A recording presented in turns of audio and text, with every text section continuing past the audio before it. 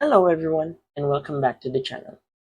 In this video, I am going to teach you on how to add flights on your Google Calendar. So, without further ado, let's begin. The first thing that we need to check is the settings of our Google Calendar.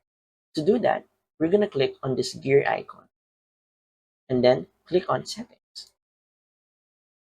Then, we're going to click on this tab, Google Workspace Smart Feature, and we make sure that this Show Events from Gmail is checked. The reason for doing this is that every event scheduled on your Gmail will directly reflect on your calendar, including your flights. Another way to add our flights to our Google Calendar is by doing it manually. To do that, we're going to return to the main screen and then pick the date of our scheduled flight.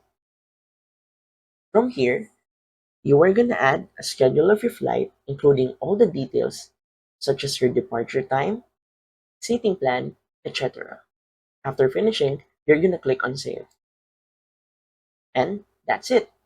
So, if you find this video helpful, please don't forget to click like, share, and subscribe to the channel for more video tutorials. See you in the next video.